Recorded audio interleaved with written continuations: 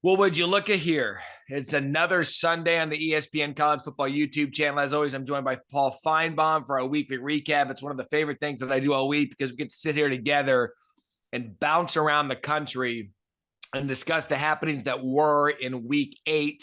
Paul, hello. How are you? How Baton Rouge? Welcome back. It was, I sat there yesterday morning talking to Brian Kelly, and Matt, it still seems strange looking at him in an LSU shirt and doing the good Southern talk. But guess what? He's doing it on the field as well. That was a monumental win for that program yesterday. Yeah, I always like staying with where you were because typically within the SEC, it's the biggest game in theory was the hope of SEC Nation and the SEC Network. You guys seemed to nail it yesterday with Ole Miss, their first loss of the season. They come in ranked 7th. They get out to a big lead. I think it was 17-3 at one point. Back comes LSU. But I want to break down the Tigers for a minute because right now, when you look at the SEC West with how Jaden Daniels is playing, LSU is in a really, really nice spot in this division. They are, and I think you're right. The one thing I admire about Brian Kelly, in terms of how he handled the opening situation, was he got past that 2-point conversion, even though it looked really like a terrible call. He moved on. He's had some bumps, but Matt, he really has it going. I mean, I talked to everybody, the president, the AD, the media. You know the drill when you go to a campus. And the word they love down there, it's not a Cajun word, it's alignment. And it does seem that way because even when Ed Ogeron was winning a national championship, you knew it was going to blow up. I mean, there were just landmines all over the place. But Daniels has done a really good job. They've got talent on the team. I think it's probably below where we're used to. Obviously, everything's below 3 years ago with Burrow and Jamar Chase. But they are pretty fired up about the game in 2 weeks. Not to jump ahead, but Alabama shows up there. It's always a titanic matchup, but they feel pretty confident right now. Yeah, when I look around the country, and I do this typically right around the midway point of the season, because then you should get an idea of what a new coach is doing or is trying to do. And I look at Lincoln Riley at USC, has them playing in a pretty good spot. Brian Kelly at LSU has them playing in a pretty good spot. Some of these first-year head coaches can go in right away, Paul, and make an immediate impact solely based on the talent that was on the roster prior to them getting there with the infusion of some transfer portal players because the system is just different. There's just better coaching. And I think you're seeing that with LSU. He's just taking the talent that they have, adding to Jaden Daniels at quarterback, so the transfer portal guys, but he's just coaching them better, which is why I think they're having a really good start to the season.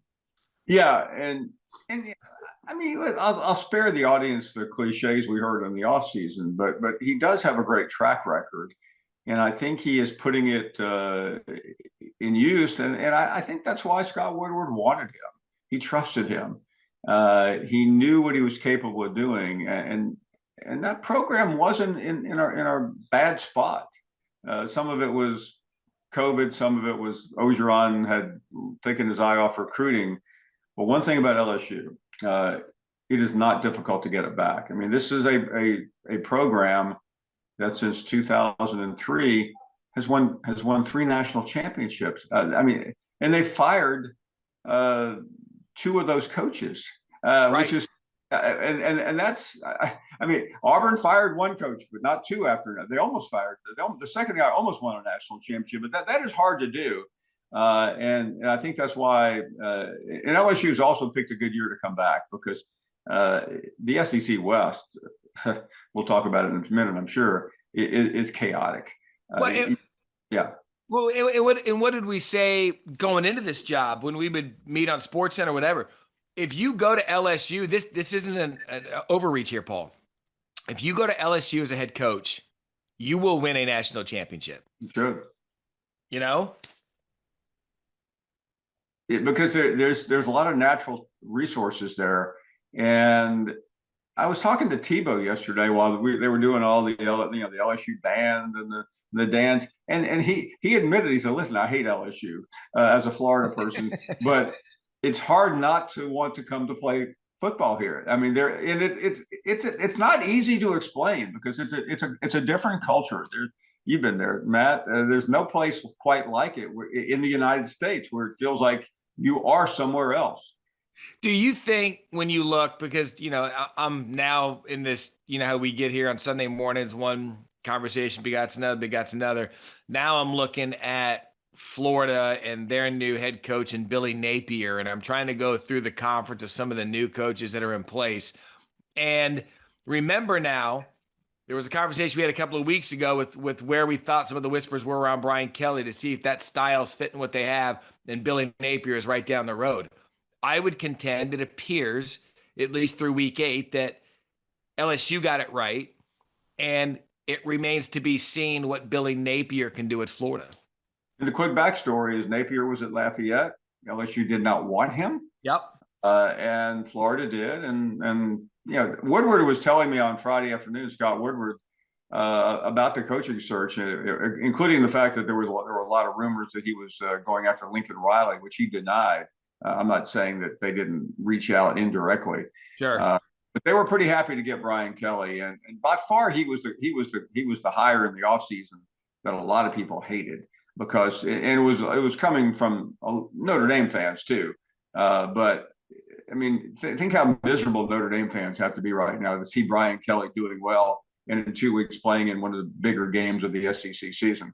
Yeah, and it's all about, we say this all the time in sports, be it college, NFL, or really probably mostly in college. When you talk about fit, right? How important is fit with your culture, with your town, with your area of the country, with recruiting? If we're all being honest with each other, the fit from Northeast Brian Kelly, Notre Dame, tucked into the bayou, probably made little to zero sense. Little to zero. But it's worth remembering, Nick Saban didn't fit either, and he loved that place. I will argue this, Matt, till my last day that Nick Saban still carries a torch for LSU. It was a special place. I don't think he wanted to leave. I think his wife wanted to stay, but he got offered the big money from Wayne Huizing at the Dolphins, and he simply couldn't turn it down. But he still has friends down there. Until a couple of years ago, he was still in business with some of his friends from the Bayou. And and Les Miles was even a goofier fit. He did pretty well. He won a title and played for another one. And Ogeron was the ultimate fit, and he flamed out quickly.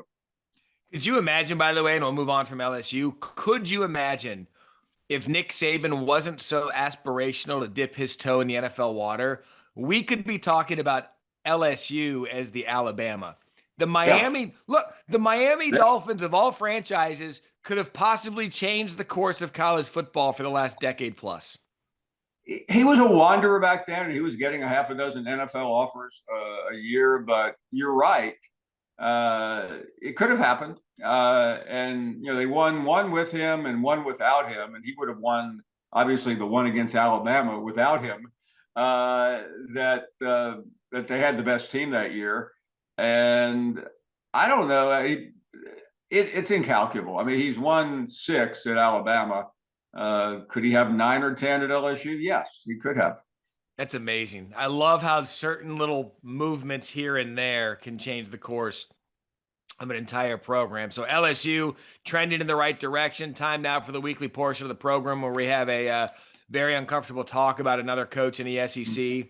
And I was probably a little harder than I have been on this coach on College Football Final last night, probably because of the post-game sound where the coach was saying, well, we're moving the ball. We just got to figure it out.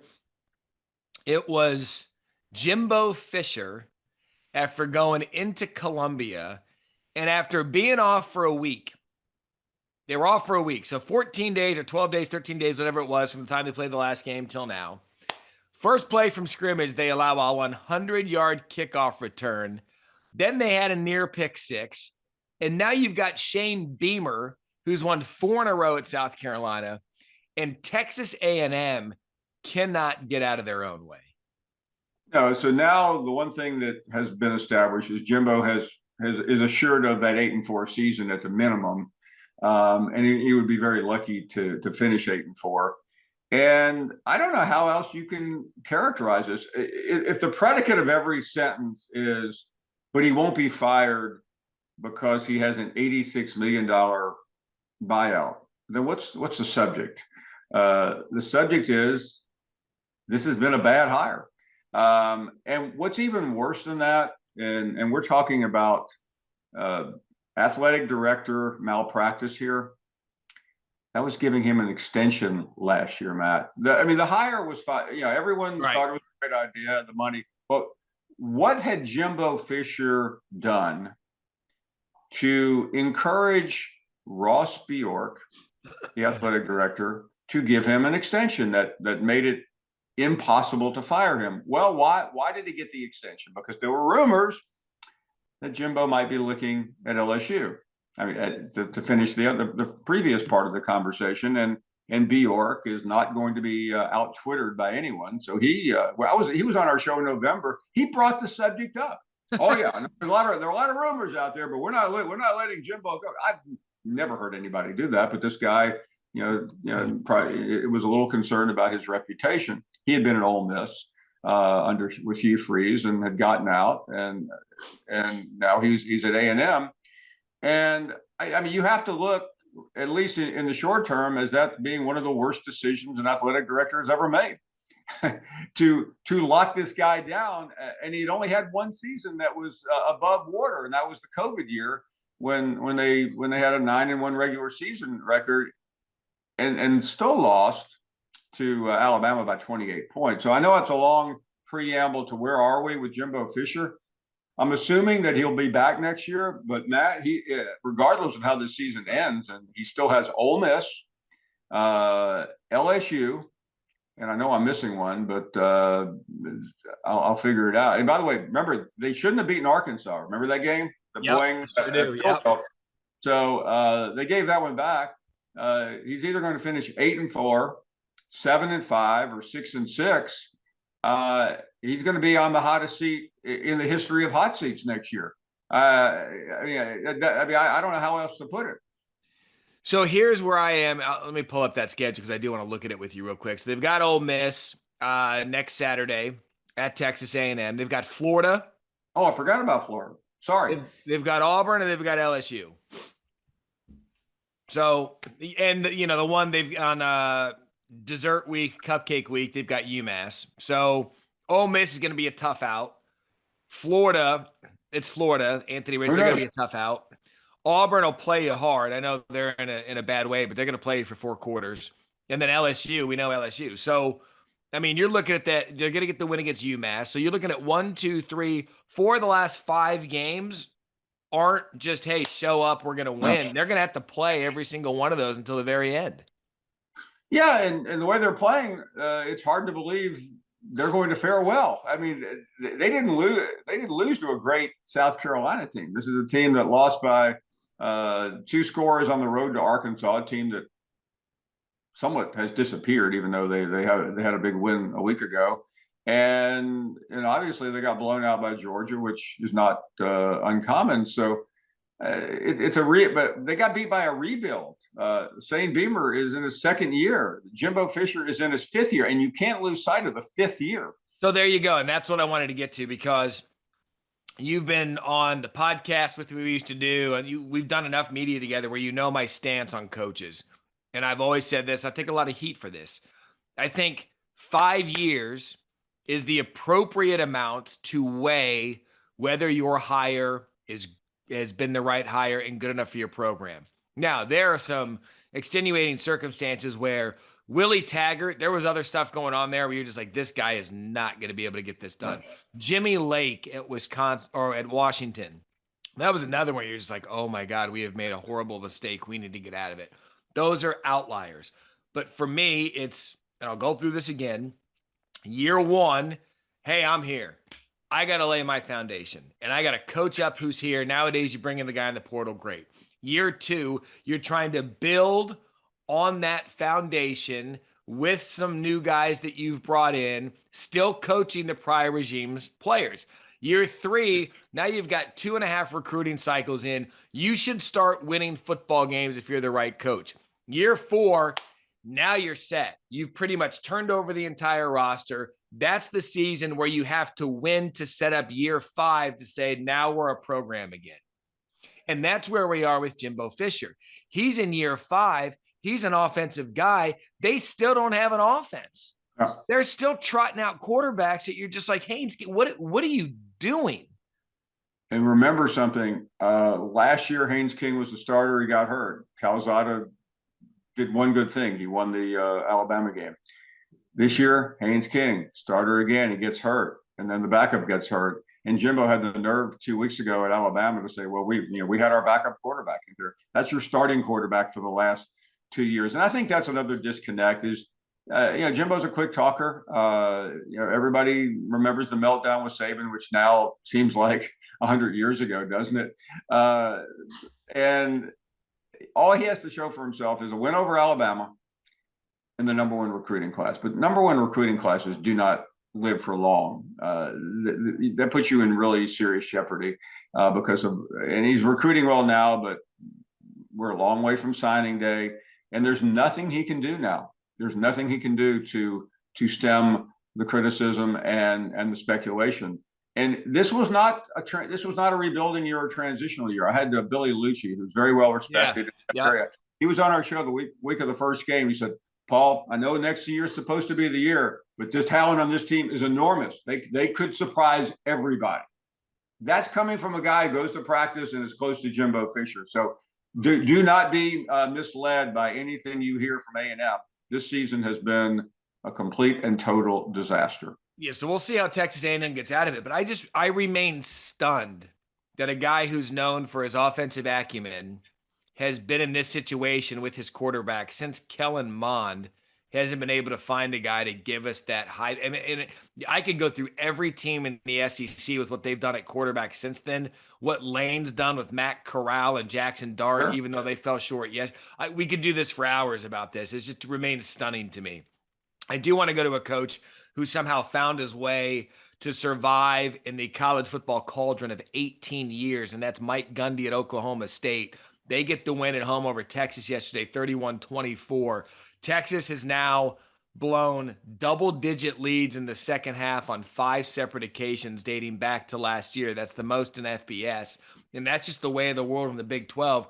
But for some reason, Gundy has done it every single year, Paul. Just goes out there, fields a pretty good football team, wins a big game yesterday, and now Oklahoma State, along with TCU and Sonny Dykes, the first-year head coach, they're kind of just sitting there at the top of the Big 12 again, and no one's really talking about him. No, and listen, Gundy is, he carries a lot of baggage. He's created a lot of self-inflicted wounds, but you're right. You have to tip your hat to him in terms of his overall accomplishment. And he's done it with interfering boosters, the late Boone Pickens. There was always something going on there. And he's got this he's kind of what Mike Leach used to be. Yeah. I think I've lost track of all the family ties in between Leach and the Big 12. There's so many. But last year I felt like was a really tough break for him because they were in on the cusp, and then they lost the title game. But he does it in the dark. I don't know how he does it. Meanwhile, the Oklahoma program is off the charts right now. Nobody even knows they exist. Texas, I guess everybody's waiting for Manning 3.0, as if that's going to turn around with the number 1 quarterback 2 years ago couldn't do. Yeah, it's been, and I'm a big believer in Sark just because of what he's been through to where he is now and how he got Quinn Ewers to come back to Texas. Bijan Robinson is one of the best running backs in the country, if not the best. And you just look at that league because you spend all of your time in the SEC. I spend most of my time trying to keep track of everything going on in the country. And you look at the Big 12 this year, and between TCU and what they're doing, Kansas State was down to their 3rd quarterback last night. And there's always the this program, that program, that I'm marveled by the consistency of Gundy and Oklahoma State. They were so close last year in the Big 12 championship. I don't know that there's a quieter, successful program over the last 5 or 6 years in the country than what they're doing in Stillwater. And they're going to be one of the ones to watch when Oklahoma and Texas dip their toe in the SEC water, that what happens with a program like them, who is consistently good, but yet nationally never gets the due that they probably deserve. Yeah, I mean, I think ultimately, Matt, and we're part of that. There's only so much oxygen out there, and they're always just a little off the beaten path. And I have been to Stillwater as you have, and it is off the beaten path. It's legitimately off the beaten path. Let's quickly on our Sunday recap, because we kind of got in a conversation of coaching, which we tend to do because I think it's something that you and I keep an eye on. When you look at a first-year head coach and you look at where they're coming from and what they're headed to me, there wasn't a better fit in the country in the coaching side than Mario Cristobal at Miami. There just wasn't. I just thought it was dead on, 100%. This is what it's going to take. Paul, we watched a good portion of this game in studio yesterday. It was me, Joey Galloway, and Dan Mullen. They got absolutely pummeled. Not by NC State, not by Clemson, not by Virginia Tech, not by Florida State, by Duke. Pummeled. It's going to be a process in Miami. Yeah, and I like Cristobal. In fact, a couple of weeks ago, I was on SportsCenter and I unloaded on the program, and I said they're the biggest fraud in college football, which they are. And I got a text from Cristobal that night saying, "Hey, man, you know me. I mean, this is going to be a tough turnaround." And he's right. That doesn't excuse losing to Duke, though, which is a bigger turnaround. But I do believe, and I can't back this up, Matt. Okay. There's no evidence to support what I'm about to say, that he will turn the corner. I do too. So that's a program that I feel better about than the one that we were talking about 5 years in and an $86 million buyout. Look, thing with Miami, I was watching it yesterday. I was like, how do you sell people coming down to that stadium? No. How do you do it? You can't. I think that's part one, because then when I look at South Carolina and Williams-Brice, what the atmosphere that was there last night, when you look at all these other games, when you looked at Eugene and their atmosphere against UCLA, you look at all these stadiums that are right there on campus, and then you turn on Miami, you're like, well, you want people to get on the freeway. You want people to go X amount of miles away from – it's just bizarre. It makes zero sense. And the worst part for them, it's one thing if Miami plays a Saturday night game, it's a little bit disguised, but when they're playing one of those noon or 3 o'clock games, I mean, it's like you're going to the mall. There's nothing there. And I don't think that's easily overcomable. I do think, though, obviously they got the John Ruiz character going for them. I don't know how far he goes in terms of, throwing good money after bad, but I think it becomes a lot more of an issue in a year or two. Yeah, it is now, but I can't imagine being a Miami fan right now. It would be insufferable. With all the money they have, man, build an on-campus stadium, or I think that's the only way. At least a 9-iron away where you can walk. All right, looking ahead briefly to Week 9, it looks as if the marquee matchup is Kentucky and Tennessee. There's a lot of brown liquor involved in that one. Can I make the claim that we might see SEC Nation at Kentucky, Tennessee? If you did, you would be wrong. Really? Because we were there. Now I'm looking again. My apologies. It was because the one half of this matchup was down. Could you potentially be at a place where there's a lot of people gathering and they might be sipping a beverage outdoors? Yeah. One thing about SEC Nation, the star of the show is Tim Tebow. So we go where he wants to go. And therefore, we will be in his hometown. Okay. Florida for the Florida-Georgia. And I would agree with you, Matt. I don't know how I am going to sit there on Friday afternoon for 4 hours and try to sell this as a compelling matchup, because it's not. But it is, and I frankly don't think the game should even be in Jacksonville anymore. But I won't say that until after I'm on a plane Saturday afternoon after the show, because I don't want to upset the people of Jacksonville who think they have the most important event in college football there every year. So here's what we'll do. We're going to pin that conversation because we're going to dive into the anatomy of why it shouldn't be there next Sunday after a final score that I would imagine is probably going to favor the Dogs pretty heavily. Yeah, I would think we're looking at think about me Saturday morning as we turn to Tebow and he tells us, hey man, I've been in this game. You never know what's going to happen. Yes, we do, Tim. We know what's going to happen. Florida is going to get run over. But I admire you for having the passion that you always display.